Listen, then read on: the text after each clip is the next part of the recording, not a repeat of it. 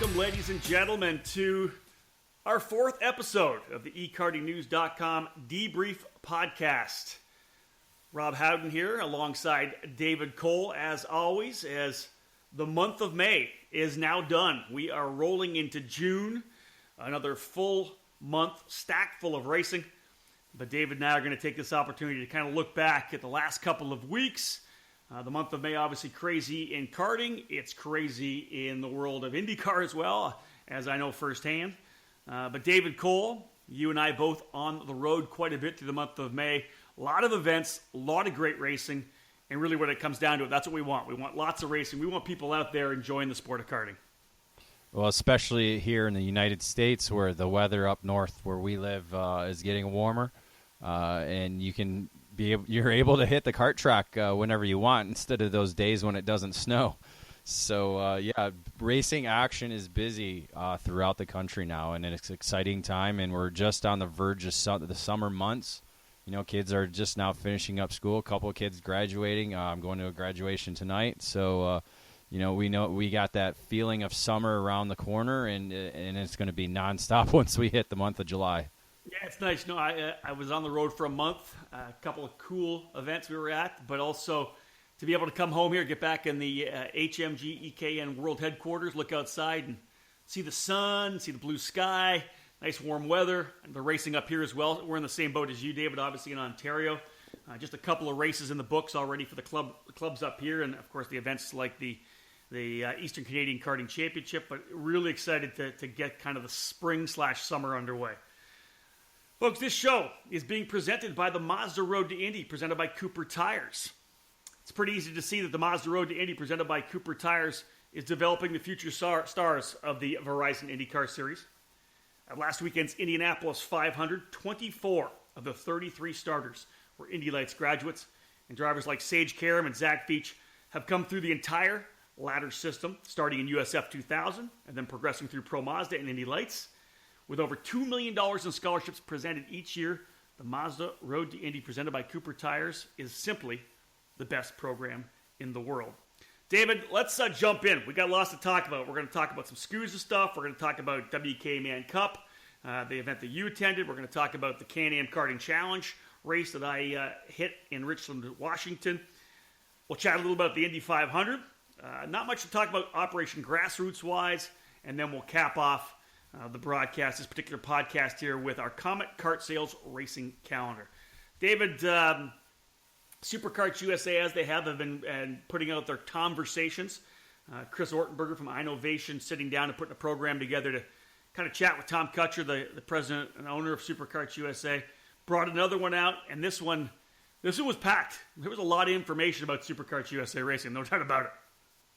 Well, we're kind of getting in the stage of planning for next year and the years after around this time. You know, normally it's June or July, but, April and May, I mean, people are already looking to 2018 with, things they're going to do and things they're accomplish, and Superkarts USA is one of those. And it was a very interesting interview that, we had some ideas of what was going to go on in the interview, but we didn't know exactly what type of information they were going to divulge, and they dropped the hammer. Yeah, obviously a bit of turbulence right now in the industry with the evolution. Let's use the word evolution for the road tax program. It's not going away. Obviously, the road tax program is still strong in many areas. There's a lot of clubs and regionals that still run the program, but there is, of course, an evolution at the national level now that Max Speed has been shut down. The U.S. Open / Grand Nationals bringing everything together to try to have one big hurrah. We'll see what happens for Las Vegas in the U.S. Open, but regardless, this turbulence, this evolution, this opening has put Superkarts USA, I think their movement maybe more on the fast track, David, than it was in the past. I know that SCUSA and Kutcher had talked about moving into Florida, expanding their program throughout the country. But I think with the Florida Winter Tour going to the Rock Cup with Garrett Potter, it's opened up some weekends, and not surprising, Superkarts USA announcing essentially that they're going to have a winter program, a winter series, a couple of races in January and February in the Sunshine State.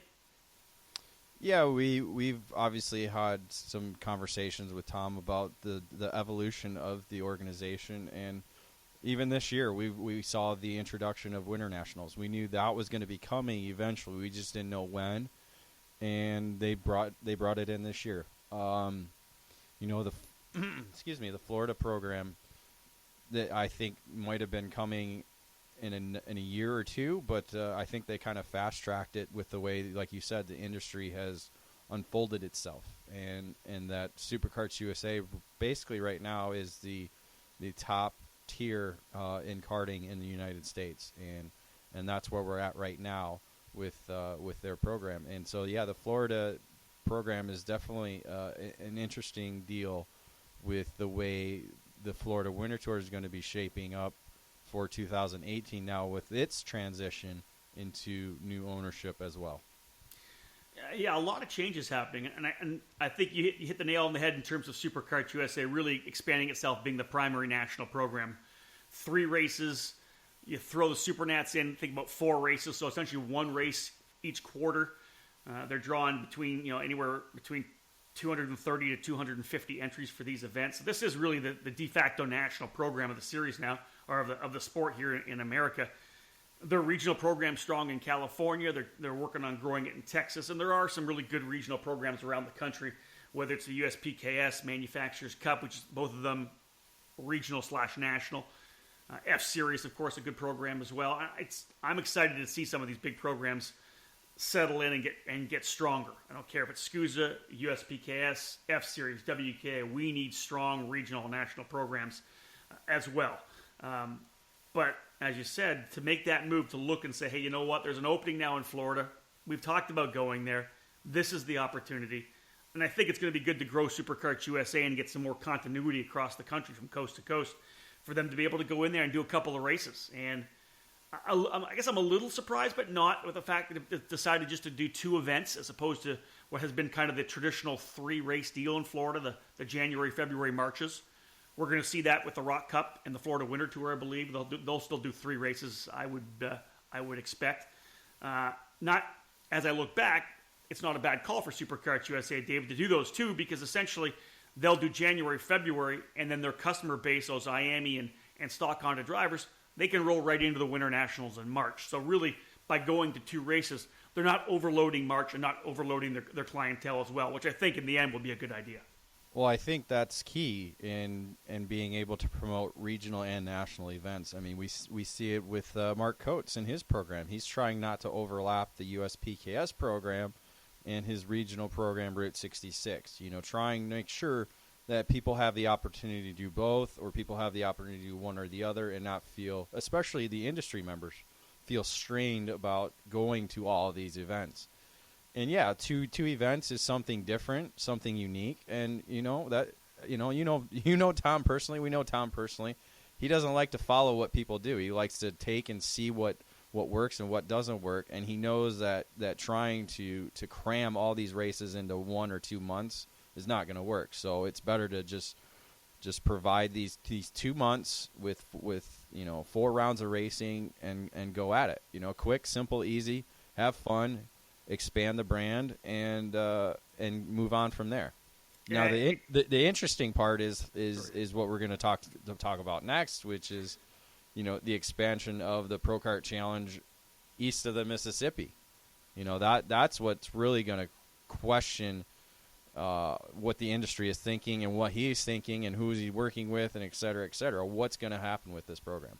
Yeah, the teaser about having a Pro Kart Challenge East program, which has been asked for by a lot of people, especially if you're an IAME driver, or even more if you're a shifter kart driver. There's people out there in Stock Honda on the, if you're on the East Coast, where do you race Stock Honda? A really good group of drivers with the F Series. But we're not talking 50, 60, 70 guys. We're talking 30 guys potentially. They've got a small 125 faction that runs the IRA street races in Indiana. There's just not a lot of great places to be able to go Stock Honda racing. And whether it's Stock Honda racing or whatever shifter kart gearbox competition, whatever engine formula is going to be rolling in the next 3 to 4 to 5 years for Supercarts USA, if they want to grow their program, they have to move into the East. They've got to get a solid program going in the East, and I think if you look at East Coast, let's start by looking at West Coast drivers. If you're a West Coast shifter kart driver or SCUSA racer, let's just say you're a SCUSA racer, you have the 6 Pro Kart Challenge races, and then you can go do the Pro Tour. You can do the Super Nationals. There's 10 races there for you. You want to add a couple more races in. The LAKC is there in Southern California as well to be able to run it, or you can run up with the Can-Am Karting Challenge with Mike Rawlison that runs the stock Honda categories as well. Well, even the Sanzura and true enough. You can run the Sanzura program at Sim Raceway. Utah has a big shifter gathering. Colorado has a big shifter gathering. So a lot of these guys in the western states have plenty of opportunities to race shifter karts. So what do you do in the East? If SCUSA rolls out a 2-race program in Florida, there's 2 races for you. Let's just say they drop down 3 races for Miami and stock Honda throughout the season next year. That's going to give the 125 driver a chance to run a good 6 to 8 races. There's events, especially if he can go down to NOLA, if the Winter Nationals go back there again, wherever the Summer Nats are going to be next year. That's when you're trying to have brand stability, company stability for SCUSA to move over to the East. It's not surprising. We've seen WK try to do it in the past, David. They tried to get things rolling over in Northern California. They weren't able to really make that stick, but they made the attempt. And I think Rotax did the best job at one point being able to have regions all over the country. When Rotax was at its peak with the club, with the regional, and the Grand Nationals, which I believe was the best they had. I still think the U.S. Open was probably just not the right idea. David, they were everywhere. Rotax was everywhere. If there was anything to copy, that's what you copy. You copy the core racers are those that are at the local and regional level. If you can make those numbers be successful, you don't have to promote the national level as much as you need to because people will want to be there. Right now, SCUSA has the opportunity to be the lead headline national program right now. The problem is there's all, like you said, we have a number of great little regionals around the country. It's just there's no stability in what they're doing. A lot of them are on their own. Some of them are part this, part that. It's just there's not a lot of stability. But as long as we keep growing the numbers at the local and regional level, we'll be able to feed the national program in the future, and we don't have to keep marketing them as much to get people to go there. Yeah, we speak ad nauseum about the karting pyramid, David, how the base of the pyramid, the foundation, club karting needs to be big. It needs to be massive, wide, very expansive. Regional level, you go up, and I've always said this before, any good regional level runs the classes that are in its club region. All the clubs, the top 5 guys at each club want to go for more competition, they go to regional level.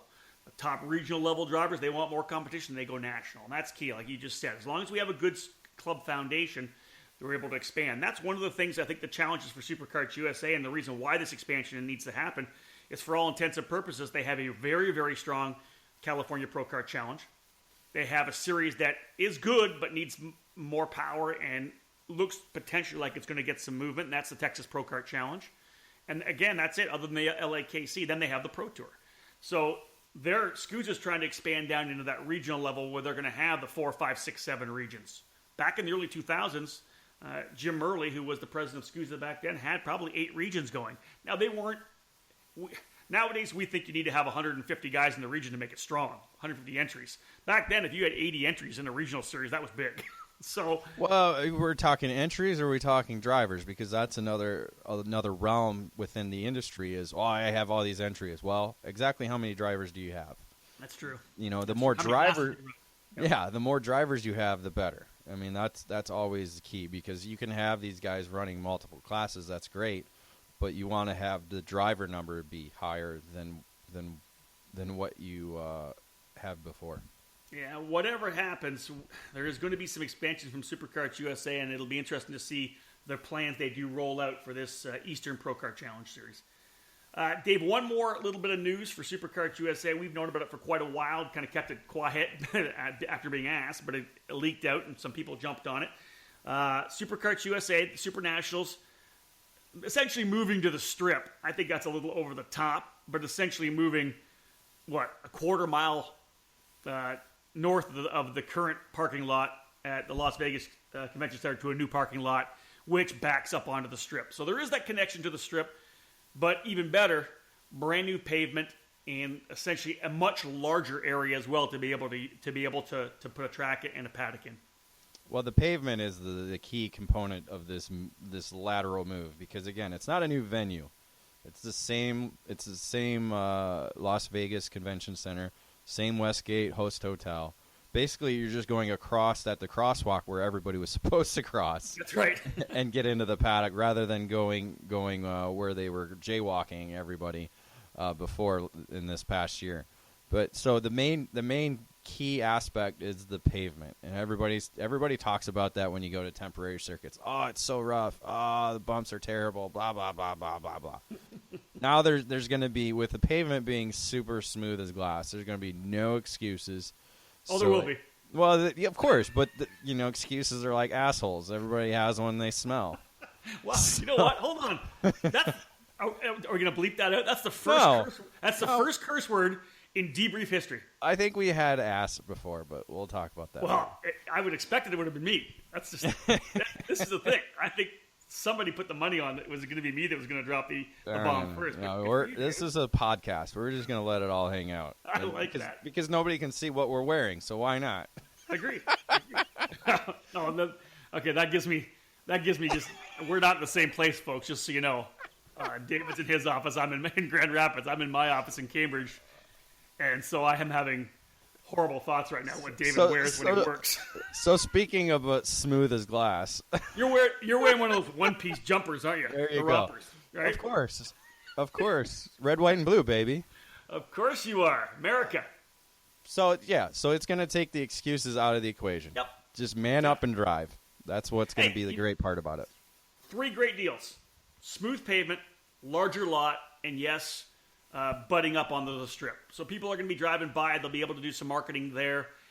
You hear people talk about, hey, they need to have a beer garden and big grandstands. And, hey, listen, folks, it's Las Vegas. It's a union run. It'll be $14 a beer.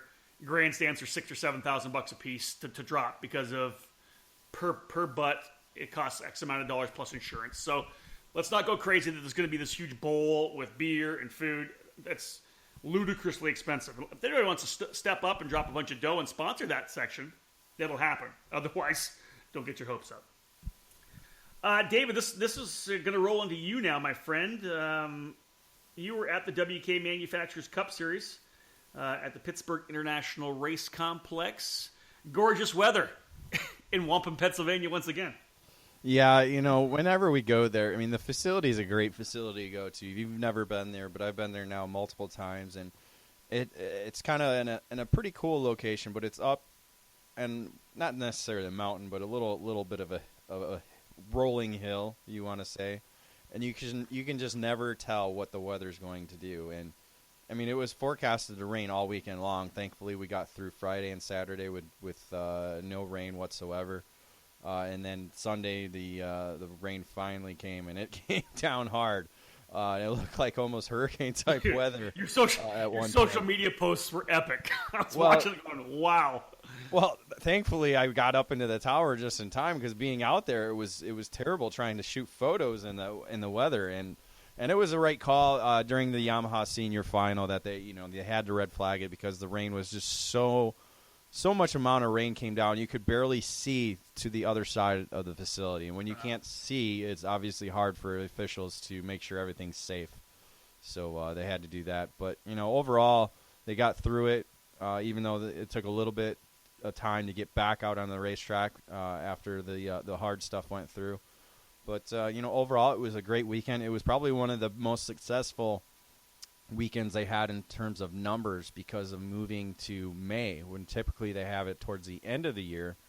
And towards the end of the year, a lot of people, kind of are on the fence whether they want to go or not. So, you typically see that in a lot of these series where guys just decide to just miss it, not go. Well, this being the second race of the series and also the first event of the new Bridgestone Midsummer Shootout, or mid-season shootout is another key factor in why numbers were better than what they've seen in the past. If you were to put some let's say, spotlights on some of the drivers. What were some of the performances that you were impressed with? Eves won a couple races. He won Braden Eves won Yamaha one day, won the Pro Senior in the wet. He's on a roll right now. Yeah, I mean he's been to that facility a number of times, so he's got.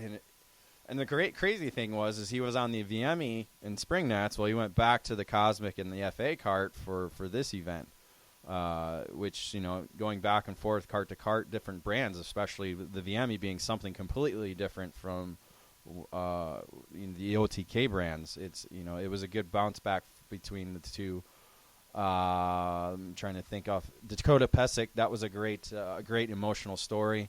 Losing his father a couple weeks before the event, he was able to come through during the rain race and win the Yamaha Senior race. So it was a very great emotional win for him. It was a great moment to see a lot of the members of the paddock braving the rain elements to go out on the fence line, and then meet him at the scales with a lot of a standing ovation kind of as he came to the scales. Says a lot about Dakota's character, I think, to be able to gather it up and stay focused and get the job done. I was really impressed when I saw that. Yeah, he has a great character, and that's well before losing his father. His character has never been in question. You get him off the track, he's just calm and cool, collected, just likes to have fun. Always smiling. He never has a frown. But you get him on the racetrack, he's deadly. He's out there for blood, so it was good to see him do that. Nice. But overall it was a good event, a lot of good racing, no major accidents. Oh, we did have the one with Caden Wharf flying straight off in turn one, and as I mentioned, as I mentioned in my From the Tower, it was good that they have the big blue bags that you call them there to kind of slow down his progress before hitting the tire barriers. It was a very rare incident, and it's very hard to really see what happened. They say the throttle stuck. It's just I don't know, but it was a very interesting accident, and he only walked away with a fractured bone in his foot, and he'll be able to make a full recovery. And I think he's going to get back in the race in the kart very soon without the boot. So other than that, no, it was a pretty safe weekend, and I'm looking forward to heading back there again this weekend. Yeah, double duty for the EKN staff that weekend. Of course, David was at the Man Cup race the same weekend. I was enjoying gorgeous weather. I apologize, David. In Richland, Washington, I headed to the Can-Am Karting Challenge up at Horn Rapids Kart Track. Mike Rawlson inviting me up to do the play-by-play for that event. And man, you know what, David, you mentioned that I've never been to Pittsburgh before, the ex-Beaver Run track. I've never actually been there, but I'm going to knock a couple of races off my bucket list here this year. When I'm doing the Can-Am, I'm going to Chilliwack. I've never been up to the track in Chilliwack, British Columbia, but I've never been to Tri-City either, the Tri-City Karters in Richland. And what a fantastic facility. Just elevation changes. The grass is all watered, plush. They've got flowers, flower beds, a covered pit lane. Really an impressive facility. I would love to have that in my backyard because it's a great track and just great people as well. The event was big. Not massive. Let's not say it was big. It was great. I really enjoyed it. Mike Rawlson and his crew put on a great race. Chris Egger and his entire family there to help officiate the event. That series definitely is in transition. They had some pretty good numbers in the Rotax categories. Not amazing, but decent numbers in Rotax. They're transitioning into the IME program. They dropped the Micro and Mini Max in favor of the Micro and Mini Swift. They had maybe 4 or 5, I think 4 in the Micro and 1 in the Mini class. They're expecting more to come for Chilliwack. So this will be a series to watch to see how it transitions again. We talked at the top of the broadcast, David, about how things are going to change with Rotax kind of not having really any leadership at this point. And I think you're going to see that series just start to pick up.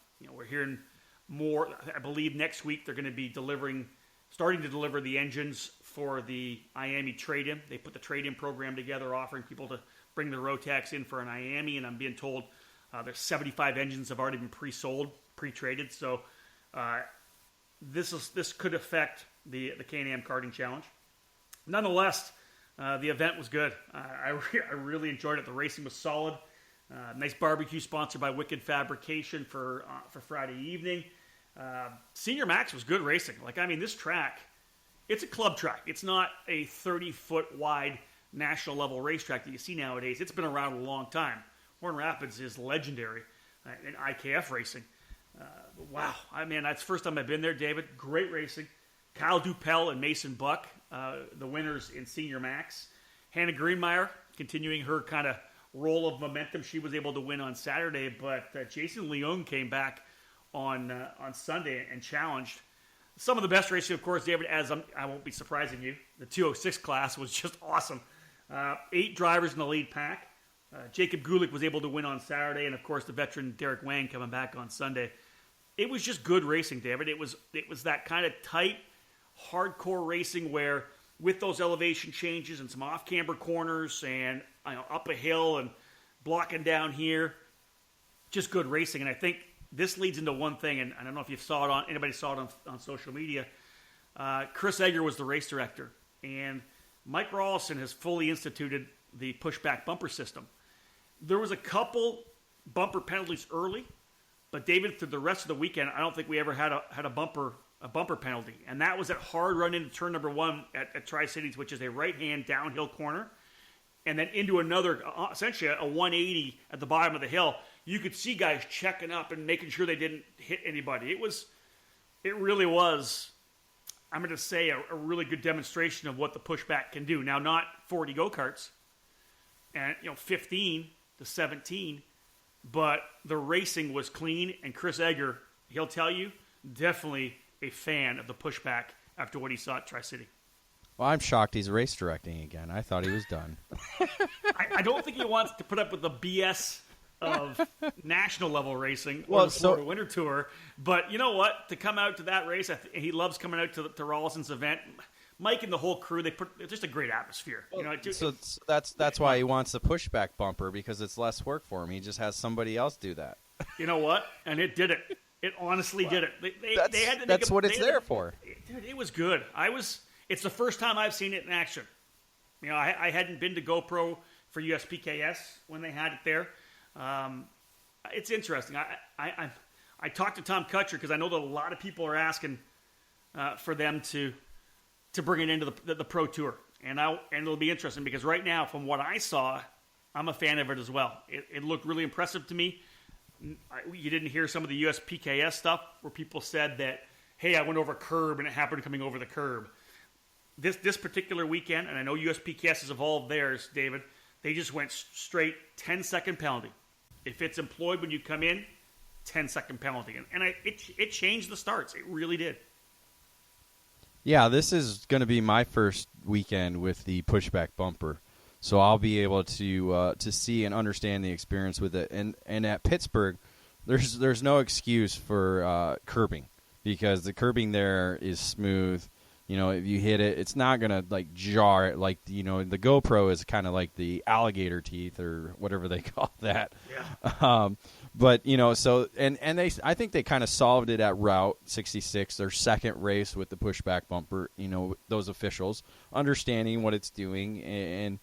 And it'll be good to see how USPKS polices it, because that's the other side of the equation is exactly how you police it before you go on racetrack, People are claiming they're doing special tricks to the bumpers, and so it's an evolution within the industry, and it's a work in progress.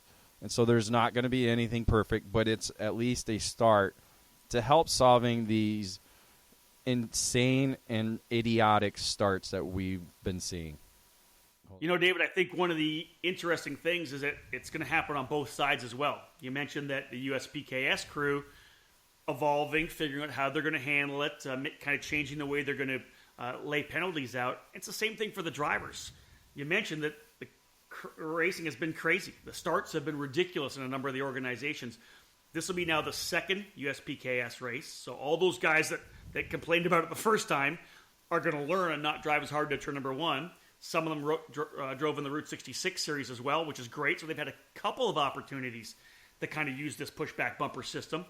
And I'm hoping that this will be the opportunity now that, hey, you know what? It's sunk in.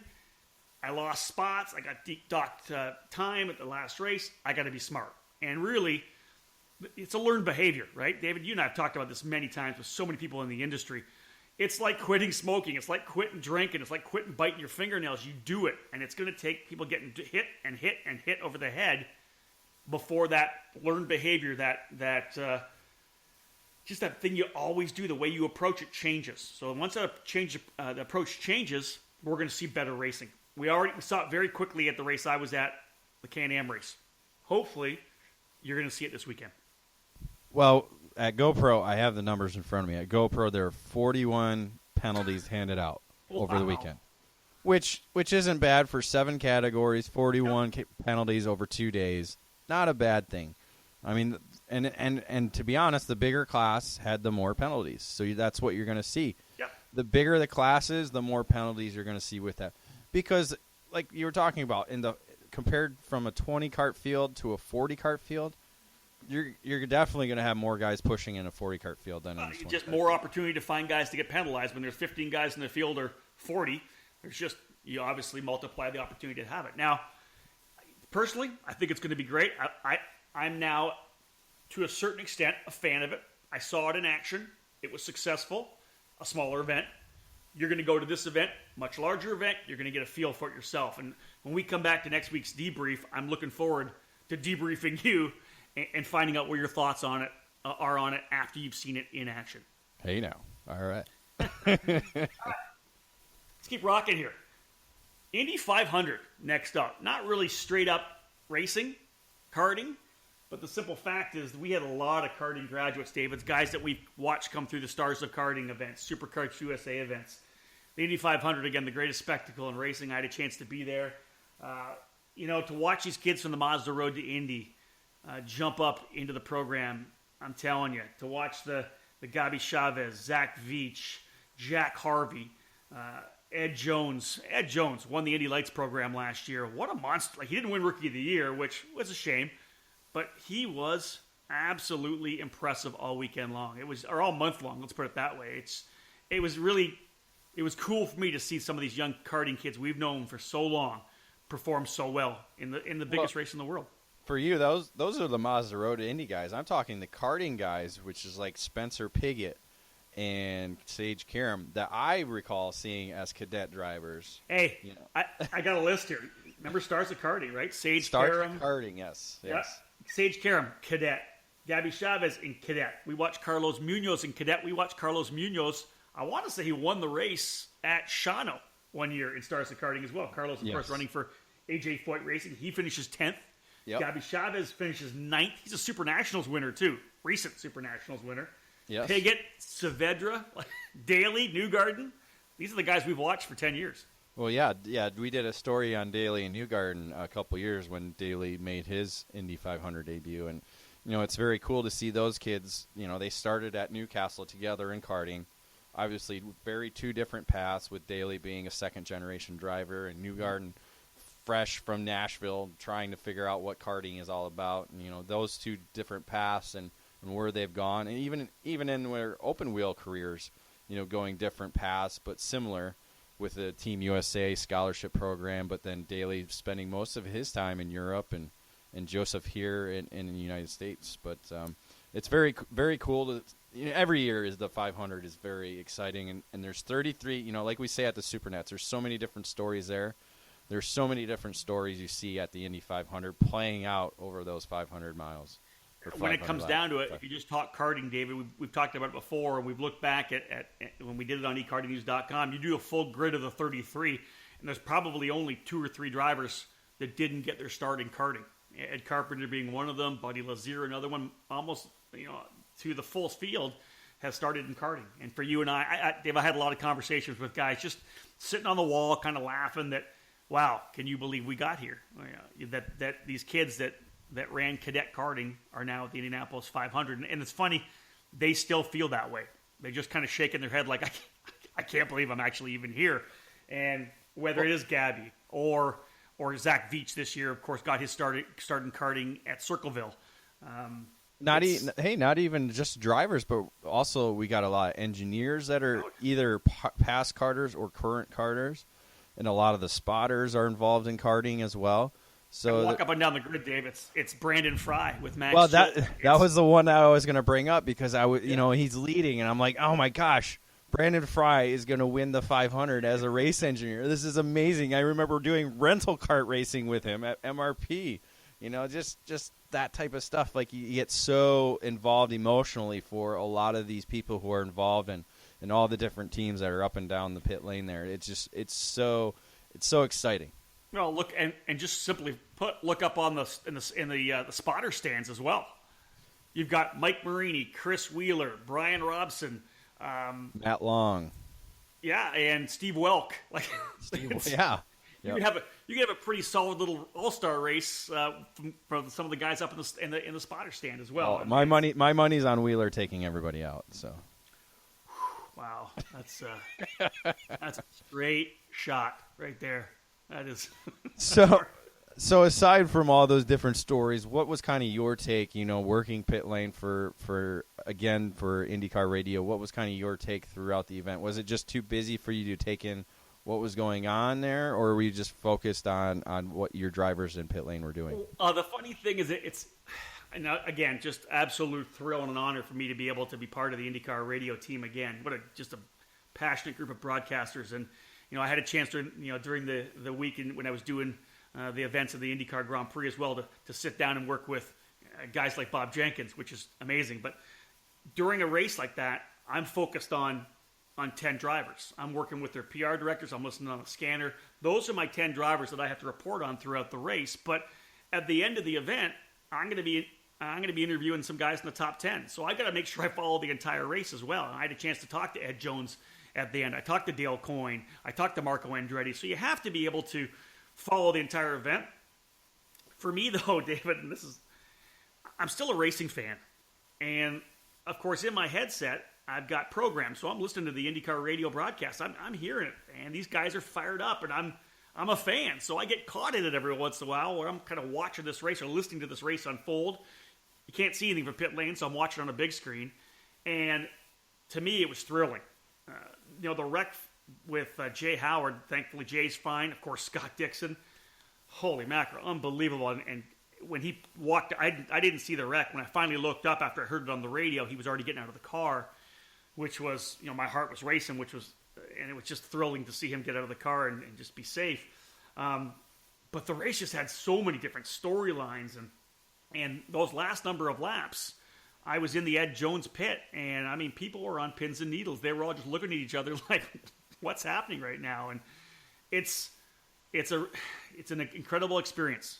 For all the races I've got a chance to announce, so 20-something years of karting events and Road to Indy, stock car events, to be part of the Indianapolis 500 is just an absolute blessing. But to be part of it at that level where the excitement just kind of reverberates through you the entire time, I thought it was one of the better Indy 500s I've ever seen. And to see Takuma Sato be able to get that win at the end, just such an awesome guy in the paddock, always gracious with an interview, and to be able to come back after the issue he had trying to go around Dario Franchitti and into the wall to be able to get that victory. He was able to get it. One day I want J.R. Hildebrand to be able to turn around after his bad wreck, and when he could have won it, I want him to be able to win as well. But in the end, I think just a great story for Sato to win. Yeah, I forgot about the Franchitti incident. I forgot about that. He went for the win, though. He went for the win against Franchitti, and that's Takuma. That's what you have. And we saw that a little bit in the race. Some guys were trying to hold the outside line, and for some it was working, but unfortunately for some like Daly, where it just didn't work. And that's what's so crazy about Indy is sometimes the chips roll your way, and sometimes they don't. Well, at the end, you could see Elio Castroneves had the outside lane working, and I'm telling the crowd. That's the one thing about Indy too. Even through my headset, you could hear them. When he went around the outside, the whole place just erupts, screaming and yelling. Connor there were four wide going into the corner. He tried to get in there, had to correct on turn in, had to check up so he wouldn't hit the guy in front of him, and you're in the wall. In my pit box, I had Sebastian Bourdais' replacement, James Davison, and I was listening on the radio with James, and you say there's a guy that everything changes. Start of the race, it was like, just get a top 10. I interviewed his race strategist and engineer, Craig Hampson, and he said to me, a top 10 is a win for us. Well, James was making the right moves where Connor went in deep. James was in the middle of that 5-6 car scrum and kind of backed out of it a bit. And you saw a lot of that where guys, TK for one, would get in there and his experience told him to back out. And that's what James showed. They had a good car and they made it better. They were down on it. Every time they came in, it was either a front or a rear wing change to get him better. And kind of got off sequence a bit. He finds himself in third. And the incident between him and Oriol Servia, he was pinching down. Oriol he was still on the inside, didn't back out of it. And they end up all on the wall with that final caution. And that's what Indy comes down to it. A couple people talked to me and said, well, why would James have done that? He needed to back out. And I said, I think their expectations changed from a top 10 to, hey, we can win this. And when you think you can win the Indianapolis 500, you got to roll the dice. You got to go for it. We saw that with like Jake Craig at Supernats. When the opportunity is there for the biggest race of the season, you got to go for it. Oh, what a win that was too. You're right. And you know what? Similar to Asado, able to be there at the right time. Jake was able to get through, and that win last year, ridiculously awesome. Quick little bit about back to Sato being the first Japanese winner to win for the Indy 500. What do you think that's going to do in terms of karting and even maybe the Mazda Road to Indy program for down the future for young people in Japan looking up to him as an Indy 500 winner? I think as the Mazda Road to Indy kind of developed, David, it was interesting because we had some British drivers come over. Guys that were totally focused on trying to get to Formula One, changed what they were going to do and decided to come over to run Indy Lights or wherever it may be. And that opens the eyes of a lot of guys over in the UK saying, hey, you know what? I probably can't make F1. Somebody just bought a seat for $80 million. I don't have that. And I'm going to be in a backmarker team if I'm lucky. So a lot of guys are looking this way. And that's going to happen, I think, the same way. I think you're going to see young Japanese drivers saying, hey, you know what? I want to beat Takuma Sato now. They've got some great GT racing in Japan. The Japanese GT series is fantastic. Great open wheel racing as well, and a lot of karting. I think that Takuma's win is going to elevate the Verizon IndyCar series to an aspiration for a lot of young Japanese drivers. And I don't think we're going to see them come over into our karting ranks. They may come over to the Supernats. So that may be an idea to come over and assimilate themselves a bit in the U.S. culture and the U.S. racing community. I think I would not be surprised to see a couple of Japanese drivers find their way into the Mazda Road to Indy because it's simply the best way. Spencer Pigot's the example. He didn't have the money to make it to the IndyCar program, but when you win 4 scholarships, including the Indy Lights Championship, and you find yourself in the Indianapolis 500, it's an opportunity. And I think Sato's win is going to change a lot of aspirations for young kart racers in Japan. Well, yeah, we see CIK and the FIA kind of with their Asia championship. So there is a little bit of focus on growing karting over there. But yeah, like you said, it'll be a little difficult to see some of those drivers coming over here to the United States to race. But again, that definitely opens the door for the Mazda Road to Indy program. It was a fantastic way to cap off the month of May, the Indianapolis 500. I really enjoyed it. And the great thing, it was a huge weekend as well for a number of other programs. We'll talk more about that in next week's debrief as the KPX series got going again. There was a lot of racing. Of course, we always like to throw a little Operation Grassroots information into our podcast here. Nothing right now to come up to bring you. We're going to, of course, talk about KPX and other events next week. I am working on a piece for ekartingnews.com that's going to highlight some of the great 206 stories that are kind of unfolding right now around the country. There's just some great pockets where the Briggs 206 program is again reinvigorating club racing and grassroots racing. So look for that on the website. David, let's cap off this podcast with the Comet Kart Sales Racing Calendar. This weekend, it's busy for you. For me, no. I'm going to listen to you and Tim Coyan do the play-by-play from the USPKS race in Pitt. But lots of other racing going on as well. Yeah, I'll be at Pittsburgh for the United States Pro Kart Series, and then on the other side of the country, you'll have the California Pro Kart Challenge making its return back to the Cal Speed Karting Center. It's been a few years. I believe 2010 was the last time that series went there. It's been a while. A lot of road racing this weekend. We have the WK National Road Racing Series at Summit Point in West Virginia. That's always a big turnout there. And then we have the Championship Enduro Series getting back in action at the famous Black Hawk Farms Raceway on the Illinois-Wisconsin border. It's always funny to go there because you got part of the racetrack which is almost on the Wisconsin side of the border and then the rest in the Illinois side. So that's always a good turnout because they have a lot of great extracurricular activities going on Saturday evening.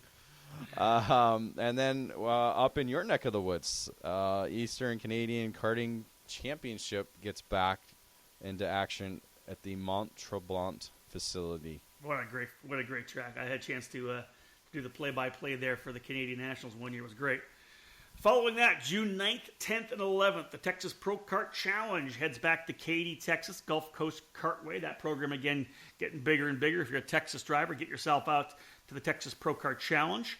206 Cup back in action at 61 Kartway. And again, as David said, lots of road racing going on in the month of June. The kart drivers, the Karters of America Racing Triad and Mars Series at Lake Garnett. That is a legendary circuit, David Cole. Well, it's kind of a circuit because it's not really a racetrack. That's right. It's a park. Lake Garnett and Lake Afton are essentially one of the most rarest circuits to go race at, and these guys are crazy to do it. Plain and simple, they're nuts. Father's Day weekend, June 16th, 17th, and 18th. Vintage racing at Newcastle. The WK National Road Race Series at the Mid-Ohio Sports Car Course, one of my favorite racetracks. Yeah, that's actually AKRA. Sorry. Oh, sorry, David. Yep. The AKRA, that's right. AKRA has their series at Mid-Ohio. The LAKC, round number 5 at Cal Speed. Rock Cup USA, the Midwest Series. I believe that's their opener at OVRP. Am I correct with that, David? Correct. Right on. And the Route 66 Sprint Series. Again, one of the top regional series in the country. Over 170 entries for that event at MRP. You gonna do any racing, David, yourself in the next little while? I'm taking 3 weeks off. I was on the road for 5 weeks. I'm taking 3 weekends off. Are you gonna get behind the wheel or what? Well, this weekend, obviously, I'm busy. So, and then after that, we still got some baseball going on here. That's true. You're a father. It's a busy time right now. But hopefully we'll see maybe something Father's Day weekend. We'll see if we'll be able to take the family there. Speaking of baseball, your kid's a player, it looks like. He's getting there. 3rd, 4th grade league. He's obviously one of the younger ones in the team, but he's definitely making improvements each and every week. So, and that's just like racing, that's all you can do. The more time you play, the better you can get, and so that's all we keep asking for him. And he's doing a really good job. I love it. That's great. So again, we want to thank Comet Kart Sales for presenting this week's racing calendar. Gave you 3 weekends of competition that are coming up. David, let's cap this thing off. You want a little preview of the weekend for USPKS? Any thoughts heading into this particular event over in Pittsburgh? One word: rain. Is it going to rain? It's probably going to rain again. I mean, the forecast keeps changing. First time I looked at it, it was supposed to be rain every day. Now I think it's saying only Sunday. I bet tomorrow it'll say Saturday and Sunday. Who knows? It's just rain's going to factor in somehow. We just don't know how it's going to do it. Here's the key to that. And the funny thing is, I had a lot of talks. Obviously Mazda Road to Indy, presented by Cooper Tires, sponsoring this particular edition of the Debrief. I see a lot of kids that are trying to get into the ladder system, whether it's Road to Indy or sports cars or not sports cars, whatever they're doing. And I asked them, when we're having a rain event, and I go, well, are you good in the rain? Do you like the rain? And I've had people say to me, I've never driven in the rain. And it just blows me away, because a weekend like this, where you're going to get rain, and some people might say, well, I don't want to go out, it's going to rain. This is the best opportunity to train a young driver. They have to drive in the rain. Driving in the rain is going to make you a better driver in the dry, but you need to have experience in the rain if you ever want to go anywhere in racing. If you're trying to become a professional race car driver, it's a must. Even if you want to go regional or national racing, David, you have to get experience in the rain. Yeah, that's one of the columns I'm working on that hopefully we'll be able to publish. But I mean, it's part of motorsports. We see it at Le Mans a lot of times where throughout the 24 hours, you're going to see some type of different weather conditions that you just have to adapt to. And if you want to be at that next level, you need to be able to race in rain. You need sometimes snow. We've seen it, we've had to cancel snow where it's just freezing cold. You could barely feel your hands on the steering wheel. But you have to be able to mentally get through it and physically get through and learn and know how to be able to the racecraft with the different changing conditions. You have to adapt, no doubt about it. Well, folks, there you go. We are wrapped up with edition number 4 of the EKN Debrief. Thrilled that you guys are tuning in and subscribing to the program on Podbean. We love the fact that you're letting people know about it. Once you're done listening here, do us a favor and hop on Facebook, Twitter, share this out. The idea is to get more people listening, to just let people know that we're doing it. Awareness is key. We're trying to give you the best content we possibly can, trying to bring you some new stuff. We know the feedback we've got, David, people listening, of course, when they're rolling down the road, maybe doing a drive to work, whatever it may be. Take karting in the road, take karting in the shop. We're thrilled that you're doing it. We do want to thank our sponsors. Of course, the Mazda Road to Indy presented by Cooper Tires, our presenting sponsor of this particular broadcast. You can pick any of the series online, usf2000.com, promazda.com, indylights.com. Of course, Comet Kart Sales, our presenter of this week's racing calendar. You can check them out at cometkartsales.com and, of course, Comet Racing Engines. David Cole, any final words before we shut this one down? We'll see you in Pittsburgh this weekend for everybody that's going to listen tonight and tomorrow. Very nice, guys. Lots of great racing. And again, EKN Live, the broadcast of the USPKS Series from the Pittsburgh International Race Complex. David Cole and the voice of the series, Tim Coyne, bringing you a live broadcast throughout the weekend. Again, thank you to our sponsors. David Cole, great job. On behalf of David, this has been Rob Howden, another broadcast here of the EKN Debrief. We'll see you next time.